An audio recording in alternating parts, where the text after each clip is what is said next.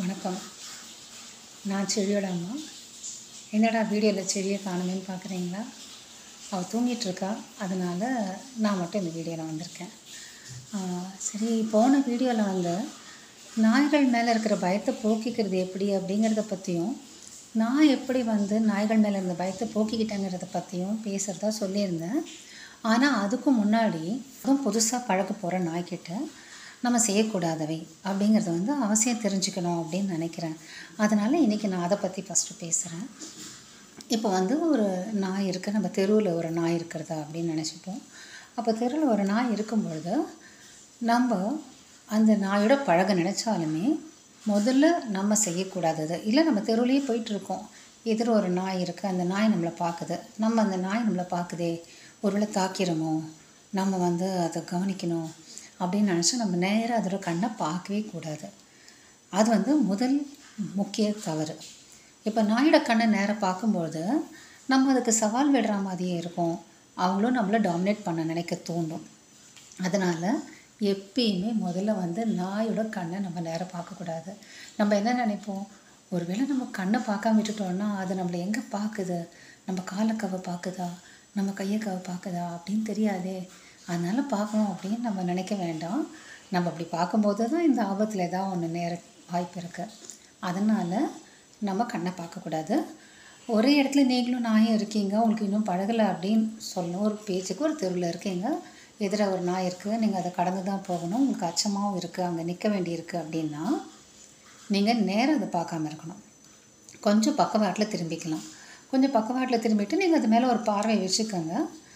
கொஞ்சம் பக்கவாட்டில் திரும்பும்போது அவங்களுக்கு வந்து என்னென்னா, நீங்கள் அவங்களே அச்சுறுத்த வரல, அவங்கள தாக்க வரல அப்படின்னு அவங்க புரிஞ்சுக்குவாங்க. உங்கள் நடவடிக்கைகள் கூட நிதானமாக இருந்ததுன்னா கண்டிப்பாக வந்து நீங்கள் ஒரு அச்சுறுத்தல் கிடையாது அப்படின்னு அவங்க தெரிஞ்சுக்குவாங்க. நம்ம நினைக்கிறத விட நாய்கள் நம்மளை நல்லா புரிஞ்சுக்குவாங்க.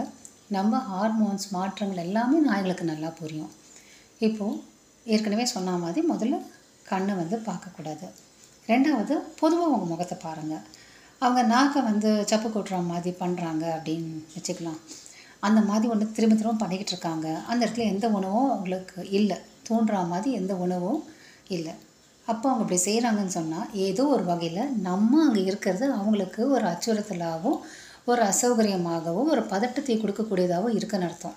அந்த மாதிரியான சூழலில் கண்டிப்பாக நம்ம வந்து அவங்களோட உணர்வை மதிப்பு கொடுத்து அந்த இடத்த விட்டு விலகிடணும். அதே நேரத்தில் அவங்க வாலையே நீங்கள் பாருங்கள். நாயோட வால் வந்து அதோட கால்குள்ளே போச்சுன்னு சொன்னால் கண்டிப்பாக அது பயந்துருக்குன்னு அர்த்தம். அப்போ அவங்க எதுக்கும் பயப்படுறாங்க, அது நம்ம காரணமாகவும் இருக்கலாம். அந்த மாதிரியான நேரத்தில் கண்டிப்பாக நம்ம அந்த இடத்த விட்டு நகர்ந்துடலாம். அடுத்ததாக கொஞ்சம் பழகுறோம், கொஞ்சம் தைரியமாக இருக்குது, சரி கிட்ட போவோம், தடவி கொடுப்போம் அப்படின்னு நினச்சோம்னா அதை முதல்ல செய்யக்கூடாது. அதே மாதிரி நாய்கள் அருகில் நெருங்கும் போது நம்ம தற்செயலாக தெருவில் நடந்து போகும்போது ஒரு நாய் இருக்குன்னா கூட நம்ம பாட்டுக்கு நடந்து போகிறோம். நம்ம இப்போ கையை எடுப்போம், ஃபோன் எடுப்போம், பையிலேருந்து காசு எதாவது இருக்கா பார்க்க என்ன வேணால் செய்வோம். ஆனால் நம்ம குறிப்பாக ஒரு நாய் அருகில் இருக்குன்னா நம்ம எச்சரிக்கையாக இருக்கணும். எந்த வகையிலனா டக்குன்னு நம்ம எந்த ஒரு உடல் அசைவையோ கை அசைவை வந்து கண்டிப்பாக செய்யக்கூடாது. ஏன்னா நாய்களுக்கு எந்த மாதிரியான அனுபவம் வந்து மனிதர்கள்கிட்டேருந்து கிடைச்சதுன்னு நமக்கு தெரியாது. அது கல்லால் தாக்கப்பட்டிருக்கலாம், தடியால் அடிக்கப்பட்டிருக்கலாம், என்ன மாதிரியான துன்புறுத்தப்பட்டிருக்கலாம்.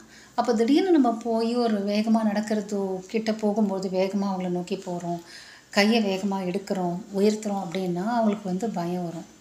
அந்த பயம் அவங்க நம்மளை எதிர்க்கிறதுக்கு தூண்டுதல் ஆகிடும். அதனால் நாய்களுக்கு அருகில் இருக்கும்பொழுது கண்டிப்பாக நம்ம நடவடிக்கையில் வேகம் குறையணும். அதனால தான் வண்டியில் போகிறோம், அப்போ நாய் துரத்துதுன்னா கூட வேகமாக வண்டியை செலுத்தவே கூடாது. நம்ம வேகத்தை குறைச்சி நிறுத்திட்டோன்னா வண்டியை தன்னால் மோந்து பார்த்துட்டு அந்த நாய் வந்து விலகி போயிடும்.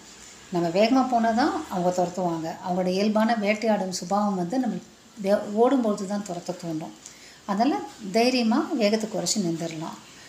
இப்போது இது எதுவுமே நம்ம செய்யக்கூடாத விஷயங்கள்னு நம்ம பார்த்தது இவை தான். முக்கியமாக நாயோட தலைக்கு மேலே அதே மாதிரி கையை உயர்த்தவே கூடாது.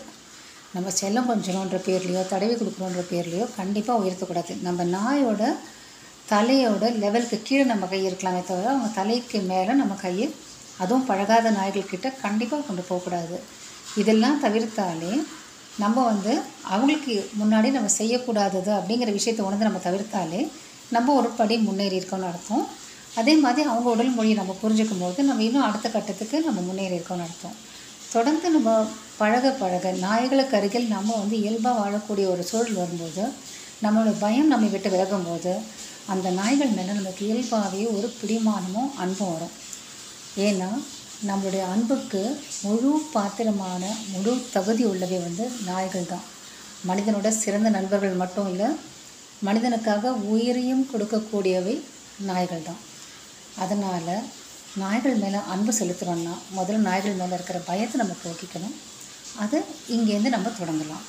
நன்றி. எங்கள் சேனலுக்கு மறக்காமல் சப்ஸ்கிரைப் பண்ணுங்கள்.